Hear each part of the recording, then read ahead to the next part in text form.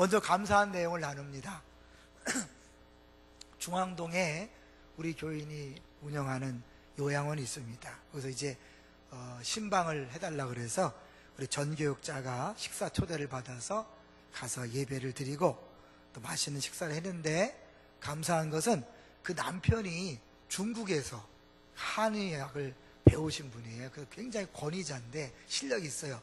그분이 이제 그렇게 많은 활동을 하지 않는데 이번에 우리 어르신들 모일 때 오셔서 특별히 건강에 대해서 많은 정보를 제공하고 하신다 그랬어요.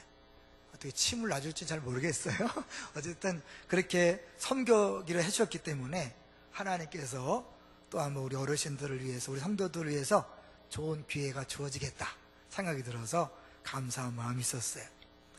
또 하나는 한 분이 이제 사업장을 넓혀서 이제 새롭게 시작된 그 장소에서 예배를 드렸는데요, 그 집이 우리 교회 처음 등록했을 때만 해도 해외 시장을 이제 처음 개척하려고 했던 때예요. 몇 년이 안 지나서 지금 물어보니까 주 거래처만 31개국이래요. 그리고 물건이 나가는데 합치면 한 50개국 된다는 거예요. 짧은 시간에 하나님께서 그 회를 이렇게 확장시켜 나간 걸 보면서 저는 그런 생각을 해봐요.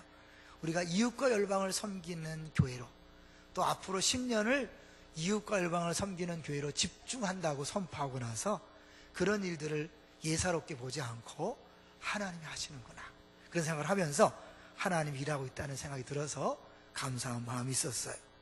세 번째는 우리 교회에 있다가 이제 지금 개척한 기령돈 목사님 부부가 찾아와서 같이 이야기를 나누다가 이제 제가 고마움을 표현했어요. 그 길 목사님이 오셔서 많은 일을 했는데 찬양 인도와 중등부를 잘 섬겼을 뿐만 아니라 좋은 강사님을 섭외하는 그런 일을 많이 했어요.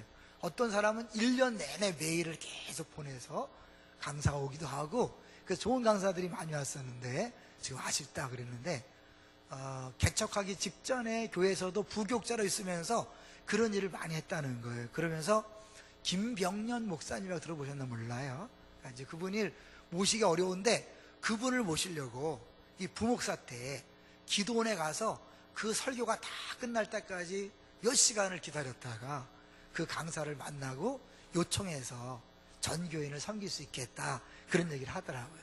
근데요, 그 모시기 어렵다는 김병년 목사님이 이번 우리 40일 특세 때 온다는 사실을 기억하세요.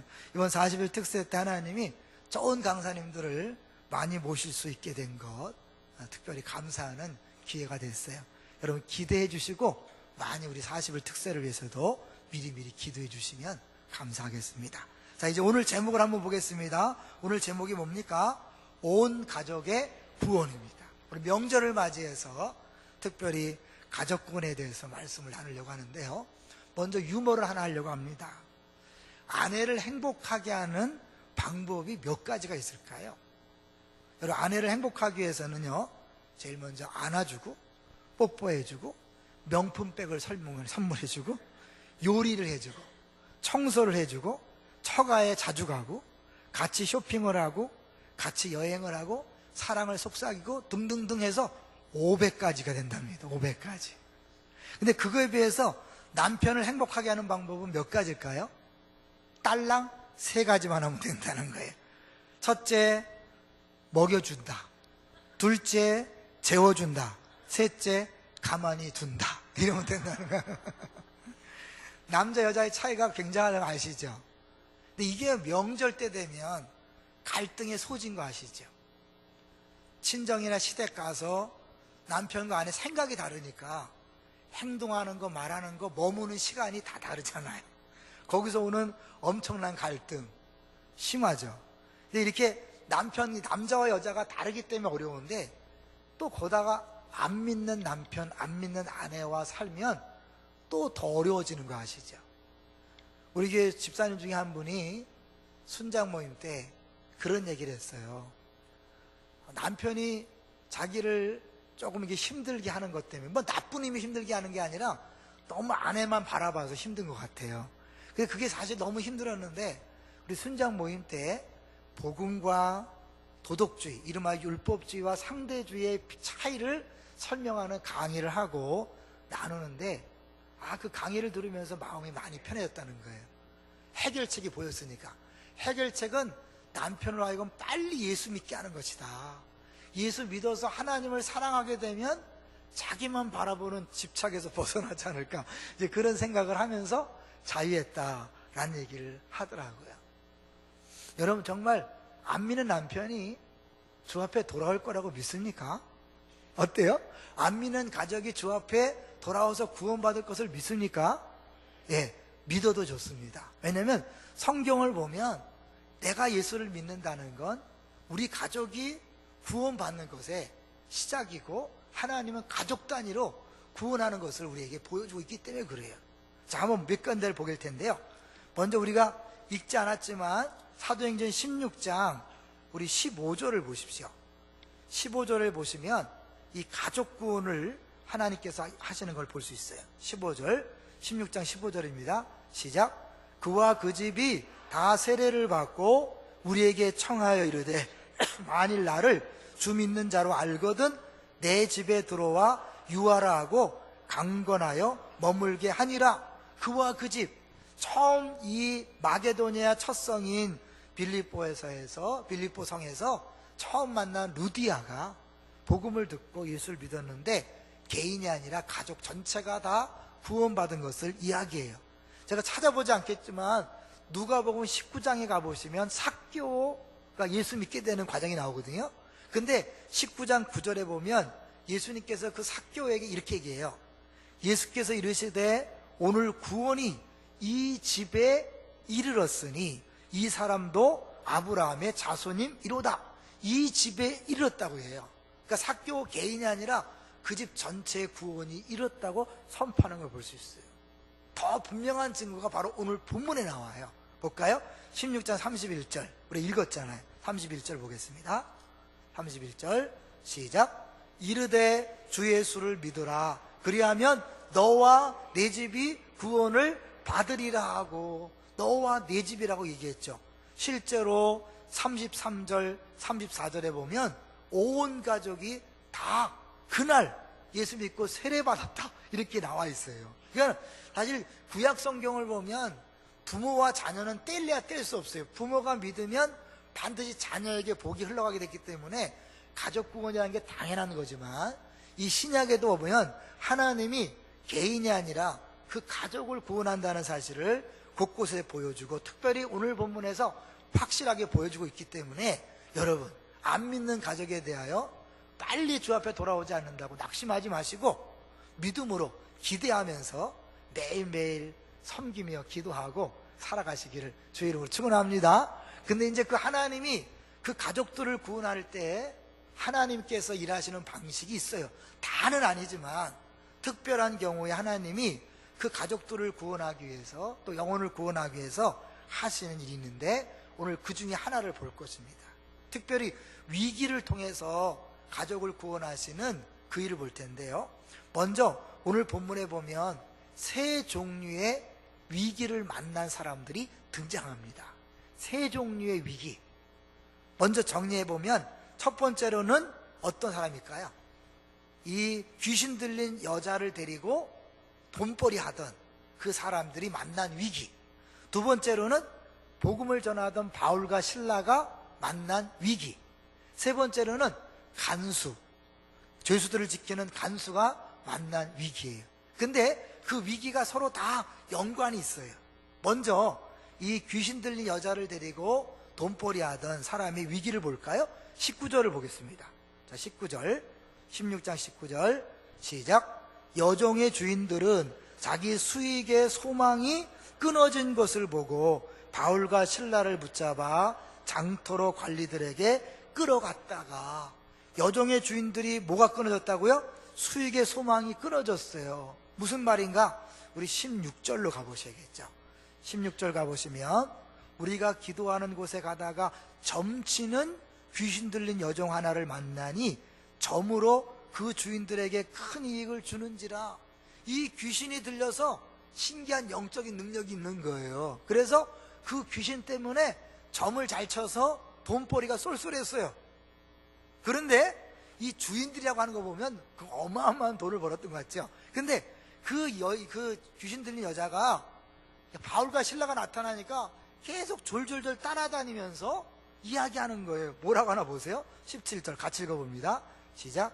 그가 바울과 우리를 따라와 소리질러 이르되 이 사람들은 지극히 높은 하나님의 종으로서 구원의 길을 너에게 전하는 자라 하며, 분명히 하여튼 이 말로 효염이 있는, 뭐야 이게, 영역이 있는 거, 영역이 있는 거, 그러니까 알아보는 거죠. 바울과 실라를 딱 알아보는 거예요. 하나님의 종이다. 그리고 복음을 전하는, 구원의 길을 전하는 사람이다. 맞는 말이지만 계속 따라가는 소리 지르는 게 이게 또 하나의 마귀의 장난인 것은, 그러니까 한편으로는 내용은 맞지만 그것이 마귀가 하는 짓이기 때문에 바울이 괴로웠어요. 그래서 18절을 같이 봅니다. 이같이 여러 날을 하는지라 바울이 심히 괴로워하여 돌이켜 그 귀신에게 이르되 예수 그리스도 이름으로 내가 내게 명하노니 그에게서 나오라 하니 귀신이 즉시 나오니라. 한 방에 해결해 버렸어요. 근데 문제는 뭐냐면 귀신 때문에 능력으로 점을 쳐줬는데 귀신이 빠져나가니까 그 능력이 사라진 거예요. 그게 뭐예요? 점을 칠 수가 없어요. 그러니까 수입원이 끊어진 거예요. 우리 교회도 개척한 지 얼마 안 돼서요, 할아버지 신을 섬기는 분이 있었어요. 그 사람을 이제 예수 믿게 해서 다 처분했는데 문제는 먹고 살 길이 없어졌어. 이게 또 어려움이에요. 여기 이제 점치는 귀신에게 귀신을 쫓아내버리니까 이제 수입원이 떨어진 거예요. 물론 그 여자에게는 귀신으로부터 자유케 되는 그런 기쁨이 있었지만 그 주인들의 입장에서 볼 때는 뭐예요? 자기의 경제적인 면이 위기가 온 거죠. 그러니까 어떻게 해요? 다 가만히 있지 아니하고 보복을 하는데, 근데 아주 교묘하게 보복하는 거예요. 여러분, 그래요. 하나님을 모르는 사람들은 자기가 손해를 보면 견디지 못합니다. 근데 그 손해를 입힌 사람을 공격하는데 명분을 내세우죠. 보죠. 20절을 보세요. 어떤 명분을 내세우는가. 20절 시작. 상관들 앞에 데리고 와서 말하되 이 사람들이 유대인인데 우리 성을 심히 요란하게 하여, 유대인을 강조해요. 거기가 무슨 성이라 그랬죠? 빌립보 성이에요. 빌립보는 많은 로마 식민지 중에 가장 로마 색채가 강한 곳이에요. 로마 그 퇴역 장군들이 주로 살던 곳이고, 그래서 제2의 로마라고 하는 곳이거든요. 그래서 바울이 빌립보서를 쓸 때 뭐라 그랬어요? 로마 시민권자 얘기를 하면서 너희들은 천국 시민권자다. 왜냐하면 그 당시 빌립보의 로마 시민권이 얼마나 강력한 영향력을 지켰는가를 보여주는 거죠. 그런 곳에서 뭐예요? 유대인을 강조함으로 말미암아 유대인과 로마인을 이렇게 대립각을 세우게 하는 거죠. 그래서 유대인을 강조해서 반유대주의를 조장하는 거죠. 더 나아가서 21절 보세요. 21절 시작. 로마 사람이 우리가 받지도 못하고 행하지도 못할 풍속을 전한다거늘, 로마 사람인 우리가, 자기들 로마를 강조합니다. 그래서 결국 이 로마 제국에 악영향을 끼치는 것이다라고 몰고 가는 거예요. 실제는 뭐 때문에 그랬다고 그랬죠? 돈 때문이에요. 돈 얘기는 하나도 하지 않아요. 여러분, 사람들이 말하는 걸 잘 들으셔야 돼요. 무언가를 비난하고 욕할 때 진짜 말하고 싶은 게 뭔가를 들을 수 있어야 돼요. 이 사람들은 자기의 이익의 손해를 보고 그 보복하려고 하는 것이지 사실은 이렇게 무슨 뭐 유대인, 로마 이런 게 아니었잖아요. 근데 그 말을 듣고 사람들은 뭐예요? 그냥 흥분하는 거예요. 이게 무리근성인 우리 사람들의 약점이잖아요. 누가 막 선동하면 알아보지도 않고 막 그냥 같이 부안해동하는 거죠. 22절 보겠습니다. 22절 시작. 무리가 일제히 일어나 고발하니 상관들이 옷을 찢어벗기고 매로 치라하여 많이 친 후에 옥에 가두고 간수에게 명하여 든든히 지키라 하니. 그 돈의 수입원이 끊어진 사람들, 그들은 그 위기를 어떻게 대처했습니까? 다른 사람을, 바울과 실라를 감옥에 쳐놓고 때림으로 말미암아 감정 분풀이로 그 위기를 대처했어요. 이제 또 다른 위기가 찾아왔죠. 이 복음을 전하던, 정말 순수하게 복음을 전하던 바울과 실라가 매맞고 옥에 갇히는 그런 위기를 만난 거예요. 근데요, 이게 참 생각해보면 한심스러운 거예요. 바울과 실라가 여기에 왜 왔습니까? 사실 아시아에 복음을 전하려고 애를 썼는데 성령이 막고 마게도냐에 환상이 떠서 우리가 도우라 그래서 하나님이 인도하신 거예요. 그럼 하나님이 인도했다면 하나님이 역사하시고 하나님이 보호하셔야 되는데 감옥에 갇혔어요. 우리가 명절에 제일 힘든 게 뭐죠? 내가 예수 믿는데 경제가 안 풀려. 예수 안 믿는 친척들은 막 떵떵거리는데 부모한테 드릴 돈이 없어. 애들 세뱃돈도 제대로 못 줘. 그래서 창피해 죽겠다 이런 게 아니에요. 애들이 대학교나 좋은 대학 가서 묻는데 저 지방에 뭐 이렇게 뭐 그런 게 아니에요. 이제 우리 생각이 그렇다는 거죠. 그죠? 그래서 괜히 주눅 드는데 그런 입장에서 볼 때 이 바울과 실라가 얼마나 쉽게 쪽팔리는 일이에요. 복음을 증거하고 하나님 보내서 왔는데 복음은 못 증거하고 매두들겨 맞고 착고에 채워서 깊은 감옥 속에 던져졌어요. 얼마나 창피한 일입니까? 옆에서 볼 때 야 니네 하나님 뭐하냐? 하나님이 살아계시다며 전능하다며 뭐하냐? 뭐 구원을 전한다고? 니네 나 구원 받아라 이럴 거 아니에요. 그죠? 얼마나 창피한 일이에요. 여러분 더구나 이 착고라는 것은요 이 두 발과 두 손을 이렇게 나무발에 구멍을 넣고 채살로 묶는 거예요. 그래서 이 착고에 채워지면 앉아있을 때나 누워있을 때나 그게 막 눌러서 잠을 못 자게 만드는 거예요. 너무 고통스러운 거예요.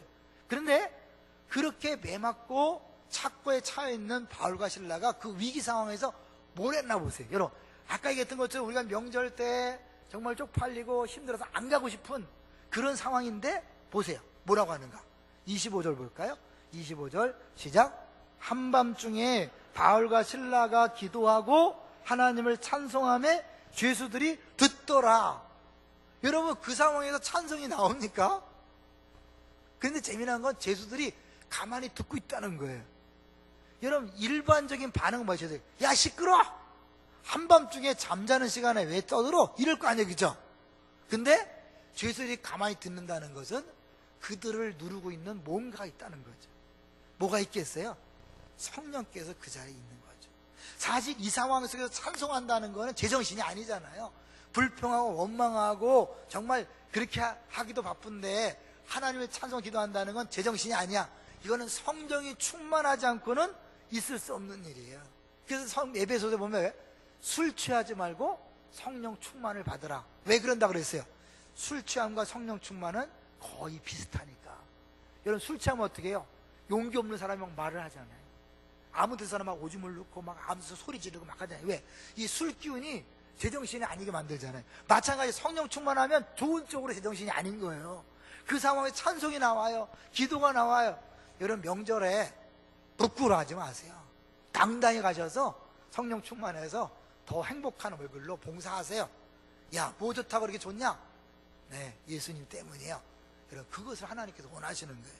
사실 이게 쉽지 않다는 것을요 보여주는 게 찬송가 370장인데요 370장 주 안에 있는 나에게 딴 근심 있으랴. 몇 장? 370장이에요 근데 이 370장이 만들어지된 배경이 우리 은혜가 됩니다. 이거는 이 청소년을 선도하는 히윗이라는 여사가 작시한 건데요. 이 사람은 특별히 불량 청소년들을 전도하는 일에 집중했어요. 근데 1887년 겨울에 여전히 그날도 불량 소년을 전도하고 있었는데 그 불량 소년이 스레트를 던져갖고 그게 척추를 맞았어요. 7개월 동안 병상에 꼼짝없이 누워있게 된 거예요. 그러니까 막 계속 힘드니까 아이를 원망하기 시작했어요. 그 소년을 원망하고 증오하고 탄식하다가 결론 또 뭐예요? 하나님 뭐 하십니까? 하나님 내가 전도하는데 이게 뭡니까? 전도도 못하고 이제 그렇게 하나님을 원망하면서 자기 마음이 이제 지옥이 됐다는 거죠. 그렇게 이제 우울한 나날을 보내고 있는데 그 병실을 청소하는 흑인 소녀가 찬송을 하면서 청소를 하고 있는 거예요. 그래서 물었대요. 너는 뭐가 즐거워서 그렇게 찬송을 부르니?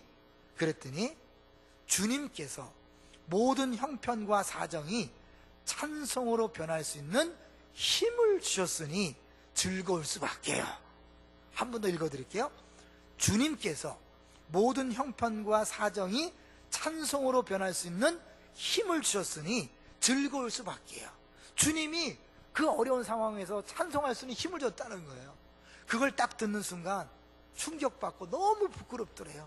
자기는 어른이고 믿음 있다 생각했고 전도자라 생각했는데 지금 뭐 하고 있냐? 나는 지금까지 하나님을 믿노라 하면서 내 심령은 감옥에 갇힌 죄수처럼 살았구나. 그래서 원망과 불평하던 그런 모습을 부끄러웠고 그 믿음 없음을 깨닫고 회개하고 나서 이 370장을 지은 거예요. 주 안에 있는 나에게 딴 근심 있으랴. 십자가 밑에 나아가 내 짐을 풀었네. 그 두려움이 변하여 내 기도 되었고 전날의 한숨 변하여 내 노래 되었네. 똑같은 상황이에요. 똑같이 병상에 누워있지만 성령께서 은혜를 주시고 깨닫는 순간 한숨이 변하여 노래가 되는 거예요. 원망이 변하여 찬송이 되는 거예요. 바울과 실라는 분명히 원망하고 하나님 앞에 불평하는 것이 당연하지만 그들은 성령 충만해서 하나님을 찬양할 수 있었어요. 잘 기억하세요. 하나님이 보내신 것 어디서 이것을 매받고 감옥에 갇히게 하냐? 하나님 뭐하냐? 근데 하나님이 그 감옥 속에서 함께 하는 거예요. 요셉이 감옥에 갇혔지만 형통했다 한 것처럼 하나님이 힘이 없어서 그들을 감옥에 집어넣는 게 아니라 또 다른 계획 때문에 감옥에 집어넣는 거예요. 그리고 거기서 성령 충만해서 찬송할 때 무슨 일이 벌어졌을까요? 자, 볼까요? 자, 하나님께서 그들의 찬송 소리를 들으시고 26절 보겠습니다. 26절 시작. 이에 갑자기 큰 지진이 나서 옥토가 움직이고 문이 다 열리며 모든 사람의 매인 것이 다 벗어진지라. 이에 찬송할 때 기도할 때 하나님이 큰 지진을 나게 해서 옥토가 움직여서 문이 다 열리고 매인 것이 다 풀어졌어요. 근데 그때 간수가 뭐하고 있었냐면 자고 있었어요. 여러분, 잠을 잘 정도로 안전하게 묶어놨다는 것이고 동시에 뭐예요? 잠이 잘 정도로 깊은 밤이었다는 거죠. 그런데 갑자기 무슨 순간 눈을 떴는데 뭐예요? 딱 눈을 뜬 순간 옥문이 다 열렸어요. 순간 아, 죄수가 다 도망갔구나. 끝났다. 죄수가 도망가는 순간 뭐예요? 자기 끝났다는 생각을 알고 뭐예요? 자살을 결심한 거죠. 그래서 자결하려고 했다는 거죠. 똑같은 위기 상황인데 바울과 실라는 찬양하고 기도했지만 이 간수는 뭐예요? 자살하려고 했어요. 여러분, 우리 중에 너무 어렵고 너무 힘들어서 이제 끝났다, 그래서 자살을 결심해 본 분들이 많이 있을 거예요. 이 간수의 심정이 그러지 않았을까요? 이제 나는 사는 게 아니다. 그리고 이제 죽으려고 했는데 바울이 그걸 보고 어때요? 급하니까 크게 소리 지르는 거죠. 내 몸을 상하지 마라. 우리가 다 여기 있다.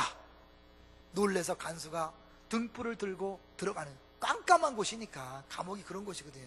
지금 감옥하고 달라요, 여러분. 그 깜깜한 곳에 뛰어들어가서 무서워 떨며 바울과 실라 앞에 엎드립니다. 뭐 때문에 무서웠을까요? 뭐가 떨었을까요? 그 안에 깊은, 영혼 깊은 곳에 흔들림이 있었던 거죠. 그리고 나서요, 그가 한 이야기가 뭔지 보세요. 30절 시작. 그들을 데리고 나가 이르되 선생들아, 내가 어떻게 해야 구원을 얻으리까 하거늘. 왜 갑자기 여기서 구원 얘기를 할까요? 여러분 생각해 보세요. 왜 구원 얘기를 하죠? 아, 자기가 나중에 처벌받으면 위험하니까 그 처벌로부터 구원받는 방법을 알려달라고 그랬을까요? 아니라는 거 아시죠? 왜? 죄수들이 안 도망갔거든요. 그게 아니에요. 그렇다면 여기서 말하는 구원이란 뭘까요? 사람은 누구나 다 영혼 깊은 곳에 구원에 대한 열망이 있는 거예요. 근데 지금 상대적으로 내가 다른 사람보다 좀 낫다고 생각하면 살아가는 사람에게는 그 복음이 들려지지 않습니다. 구원이 나와 상관없는 문제라 생각하면 영적인 부분에 관심이 없습니다. 그런데 어느 날 결정적인 위기를 만나고 내 생활이 뒤집어질 때, 야, 내가 내 힘으로 살아갈 수 있는 게 아니구나, 내 힘으로 할 수 있는 게 아무것도 없구나, 그렇게 좌절과 절망 속에 빠질 때 사람들은 뭐냐면 어떻게 구원을 받는가 되는 거예요. 그럴 때 그가 질문하는 그 내용 속에 세상 사람들의 그 구원에 대한 이 잘못된 생각이 들어있는 거 아세요? 다시 볼까요? 30절에 보니까 어떻게 해야 구원을 받으리일까? 어떻게 해야? 사실 세상 모든 종교들은 내가 무엇을 해서 구원을 받는다 그래요. 내가 무엇을 해서 신의 사랑을 받고 신의 축복을 받는다고 해요. 그래서 뭐예요? 다 자력종교라고 하는 거예요. 내가 돌을 닦아서 내가 열심히 해서 구원을 받는다고 생각해요. 근데 기독교는 아니에요. 우리가 할 수 있는 것은 아무것도 없다. 예수님이 다 하셨다. 할렐루야. 이게 복된 소식이에요. 그래서 복음은 조언이 아니라 소식이다.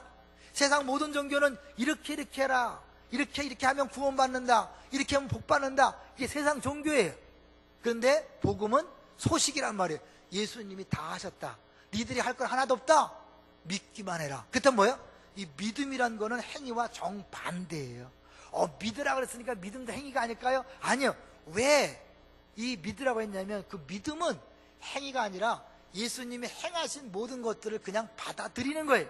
그래서 예수 믿는 건 뭐예요? 예수님을 영접하는 거라고 그랬죠.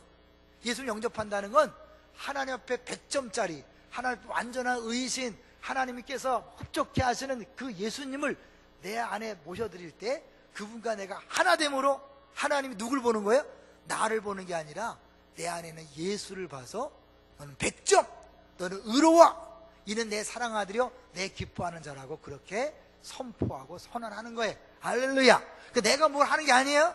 근데 우리 안에는요 여전히 교회 다니면서도 내 행위가 앞서요. 대표적인 게 뭐냐면 교회 다니세요 그러면 어때요? 내가 술 담배 끊고 나올게요. 이게 전형적인 행위를 강조하는 거거든요. 하나님 앞에 나올 때 내가 술 담배를 끊어야 나온다 생각해요. 아니에요. 술 담배 안 끊고 그냥 나오는 거예요. 여러분이 살인죄를 지고 간음죄를 지고 나쁜 짓을 지금 계속 행하고 있으면 그 모습 그대로 나오는 거예요. 그 죄를 청산하고 나오는 게 아니에요. 그 모습 그대로 나와서 예수를 믿을 때 여러분의 죄가 없어지고 구원받는 줄로 믿습니다. 근데 이게 꽉 차 있어. 이거는 가르치지 않아도 모든 사람 마음속에 있는 거예요. 그래서 어떻게 교회 나오시죠? 내 생활을 정리한 다음에 나올게. 지금 죄를 너무 많이 져서 못 나가요. 아니요. 그 상태로 나오는 거예요. 간수가요 과연 착한 사람이었을까요? 좀 그랬을까요? 우리 잘 모르죠. 근데 간수가 바울과 실라에게 잘했을 리는 없어요. 분명히 이 나쁜 놈들 그리고 어떻게 함부로 대했을 거예요. 바울과 실라가 그들에게 그 행위를 회개하라, 그걸 잘못했다고 말하라 전제하지 않았어요. 그냥 있는 모습 그대로 주 예수를 믿으라, 그리하면 너와 내 집이 구원을 얻으리라. 이 복음을 잘 모르기 때문에 어릴 때 교회 다니다가 교회를 떠난 사람들이 교회 못 돌아와요. 왜? 교회 가면 못 돼야 되고 그 끊임없는 율법적인 생각이 꽉 찼기 때문에 교회 가면 힘든 곳 아니에요. 여러분, 그거 잘못 믿은 거예요. 교회는 무엇을 하는 곳이 아니라 믿는 곳이에요. 이 하는 것과 믿는 것을 여러분 잘 묵상하세요. 명절 때 시간 날 때마다 생각하세요. 왜 행위와 믿음을 반대로 얘기하는가? 여전히 내가 열심히 믿어야 되고 열심히 기도해야 되고 열심히 찬송해야 되고 열심히 착한 일을, 그게 아니에요. 그래서 그거 할 때는 좀 만족스럽고 못할 때는 불안해서 하나님 내 기도를 들어줄까? 이게 아니라니까요. 그냥 믿는 거예요. 믿으면 바로 하나님의 자녀가 되는 거예요. 여기 어떻게 해요? 한국은 워낙 체면 문화가 많아서 안 믿으면서 믿는 척하기 때문에 1년 기간을 두고 세례를 주지만요, 신약시대는 어떻게 해요? 바로 세례를 주는 거예요. 바로 예수 믿는 순간 하나님의 자녀가 되는 거예요. 믿습니까? 그게 복음이 주 예수를 믿으라, 그리하면 너와 내 집이 구원을 얻으리라. 때로는 이것 때문에 힘들어하는 분이 있어요. 제가 캄보디아 이전에 갔을 때요, 그 캄보디아 킬링필드라고 어마어마한 사람을 죽였잖아요. 그때 주동자 중에 3명 중에 1명이 감옥에서 예수를 믿었어요. 사람들이 난리가 난 거예요. 어떻게 저런 나쁜 놈이 예수를 믿냐? 그런 거 예수 믿는 거예요. 그 행위가 아무리 악하고 아무리 나빠도요, 다 복음은 누구에게나 믿기만 하면 구원이에요. 그 대표적인 인물이 사도 바울이잖아요. 사울은 예수 믿기 전에 예수 믿는 사람을 핍박했어요. 수대반 죽이는 앞장섰어요. 예수님 입장에서 볼 땐 가장 나쁜 놈이에요. 근데 그를 예수님께서 만나셔서 구원했어요. 바울에게 나는 내가 궁유를 입은 까닭은 예수님께서 내게 먼저 일체 오래 참으심을 보이사 후에 주를 믿어 영생 얻는 자들에게 본이 되게 하려 하십니다. 뭐예요? 바울을 봐라. 바울, 저런 나쁜 놈도 예수 믿고 구원받는다. 그런데 니들이 무슨 행위를 착하게 한다고 구원받는 게 아니다. 누구든지 예수 앞에 나오면 구원이다. 할렐루야. 그러면 예수 믿고 나서는 그 다음에 또 열심히 해야 되는가요? 그 다음에 차원인 거예요, 여러분. 오늘 본문에서 그걸 보여주고 있는 거예요. 근데 다만 하나님은요, 그 일을 위해서 사실은 뭐예요? 흔들어 놓은 작업을 하는 거죠. 따지고 보면 이 간수가요, 이 세상에서 예수 믿기 가장 어려운 직업 중에 하나인 거 아세요? 왜요? 매일 죄수들만 보잖아요. 그 죄수를 보면서 야, 저놈 죄인들, 저놈들, 나쁜 놈들, 자기는 상대적으로 괜찮은 사람의 생각 때문에 절대로 사실은 복음을 그냥 맨정신은 못 받아들여요. 그래서 하나님이 그 마음을 흔들어 놓는 거예요. 이걸 우리 영적인 목마름을 줬다 그래요. 우리가 살다 보면 전도하지만 씨도 안 먹혀. 그러지만 어느 순간에요, 마음이 녹아져서 교회 가자 그럴 때 오는 게 있어요. 그래서 고구마 전도법이라는 거 아시죠? 찔러보는 거예요. 푹. 교회 갈래요? 안 가! 또 나가! 생고구마거나 기다려야지. 다음에 또 한번 또 찔러보는 거예요. 또 그러면 아직도 들리겠네? 어느 순간에 쑥 들어갈 때가 있어요. 왜요? 간수처럼 위기를 만나는 거예요. 대부분의 부모들이 자녀 문제 때문에 내가 할 수 있는 게 없구나, 죽겠다, 절망이다, 그럴 때 마음이 굉장히 부드러워져요. 그럴 때 뭐야? 내 힘으로 내 노력으로 안 되는 게 너무나 많고 내가 어쩔 수 없구나. 그럴 때 뭔가 필요하다. 목마름, 물이 마시고 싶은 것처럼 뭔가 필요해. 돈이 아니야, 자녀가 아니야, 그 건강이 아니야, 뭔가 필요해. 이런 영적 목마름이 있을 때 그들의 복음이 쑥 들어가는 거예요. 이 간수가 평상시에는 절대로 복음이 들어갈 수 없는 사람이었어요. 하나님이 그 간수를 구원하기 위해서 바울과 실라를 감옥에 집어넣고 매맞게 하고 착고에 채이게 하고 거기서 찬미하면서 사실은 하나님이 기적을 일으켜서 그를 예수 믿게 하는 거죠. 따지고 보면 우리가 예수 믿을 때 하나님의 수많은 기적들이 있었던 것을 여러분 아실 거예요. 저희 집도 마찬가지예요. 우리 어머니 아버지는요, 도저히 예수 믿을 수 없는 분들이었어요. 우리 어머니 평생 불교 믿고 미신 믿고 짬뽕된 걸 믿으면서 매일 하루도 빼놓지 않고 정한수 떼어놓고 기도하신 분이에요. 고사 지내는 걸 자랑스럽게 얘기했어요. 난 무당 안 부르고 내가 고사 지낸다. 아주 철저하게 미신 덩어리였어요. 부엌에도 화장실에도 뒤뜰에도 다 뭔가 있어요. 우리 집이 어떻게 구원받았다고요? 하나님이 우리 집을 흔드는데요, 아버지가 암에 걸렸어요. 세브란스 병원에서 끝났다 그랬어요. 무당이 구술했어요. 나았어요. 1년 동안 그 사이에 제가 어마어마한 핍박을 받았어요. 젓가락으로 찔러 죽인다고 그러고 아버지 잡아먹는 놈이라고 그러고 그런 1년 동안 핍박이 있어요. 1년 뒤에 하나님께 본격적으로 일하시는데요, 하나님께서 강력 격자해서 아버지 엄마가 예수 믿게 되는데, 그 사이에 구포발 성결교회 한 신실하신 권사님이 그 전부터 계속 우리 어머니를 접촉했어요. 아마 지금 생각해보면 많이 기도했던 것 같아요. 계속 접촉하다가 결정적인 순간에 우리 어머니가 이제 우리 아버지가 이제 기도받고 막 그러니까 네 아버지가 나면 내가 예수 믿을게. 제 생각에 아버지가 안 날 수도 있는데 그럼 큰일 났겠다 싶어서 하나 준 지혜로 얘기했어요. 엄마, 아빠하고 가장 가까운 사람이 누굴까? 아들일까? 아내일까? 아내가 기도해야 되지 않을까? 근데 워낙 신심이 있거든.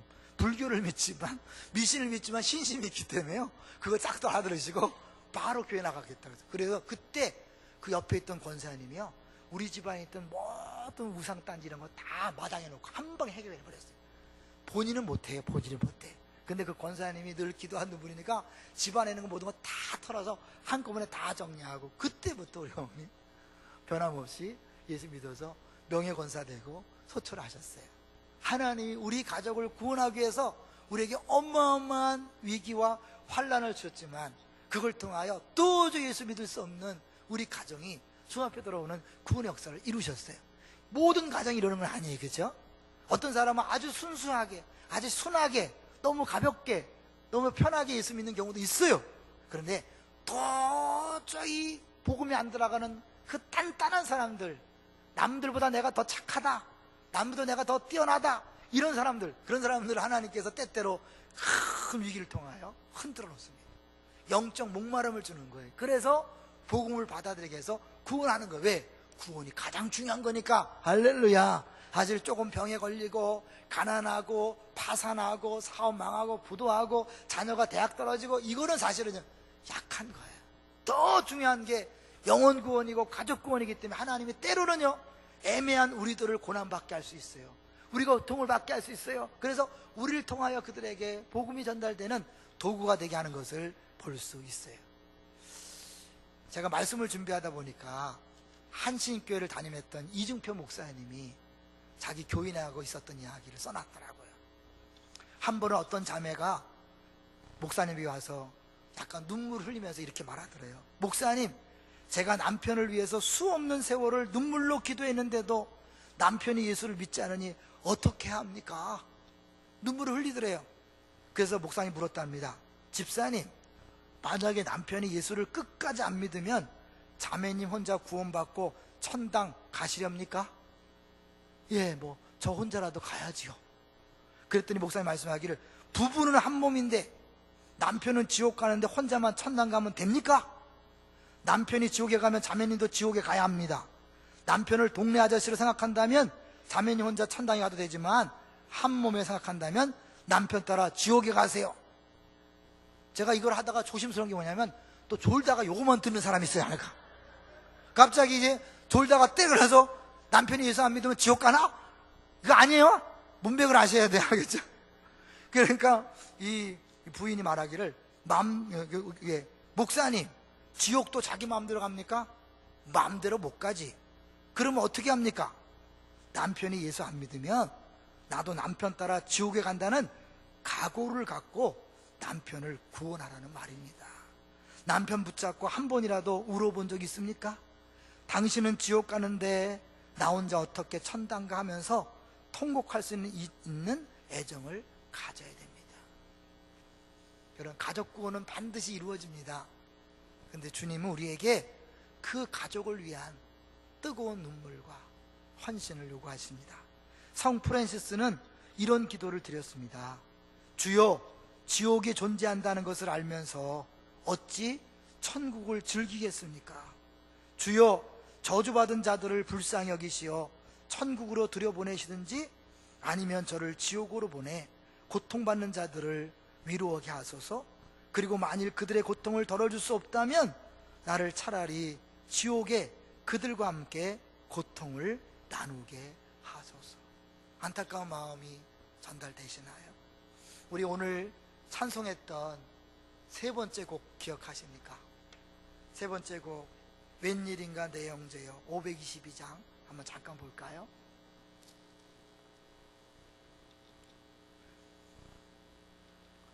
(522장) 웬일인가 내 형제여, 주 안이 믿다가 죗값으로 지옥 형벌 너도 받겠구나. 웬일인가 내 형제여, 마귀만 따르다 저 마귀 지옥 갈 때에 너도 가겠구나. 웬일인가 내 형제여, 재물만 취하다 세상 물질 불탈 때에 너도 타겠구나. 웬일인가 내 형제여, 죄악에 매여서 한없이 고생하는 것 참 못 보겠구나. 사랑하는 내 동포여, 주께로 나오라. 십자가에 못 박힌 주 너를 사랑하네.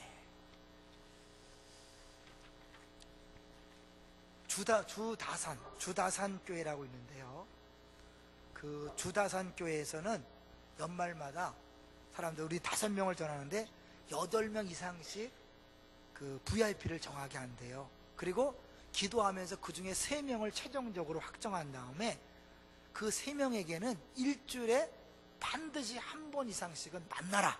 이게 원칙인데 혹시 어려우면 전화나 문자로라도 반드시 접촉을 해라. 매주마다 반드시 만나거나 문자나 전화를 주라는 거죠. 왜냐하면 그렇게 하다가 어느 순간에 사고나 입원, 초상 등 어려움이 생기면 세론들, 패밀리 식구 전체가 총출동해서 섬기라는 거예요. 왜 필요하죠? 그때 영적 목마름이 생기거든요. 간절함이 있거든요.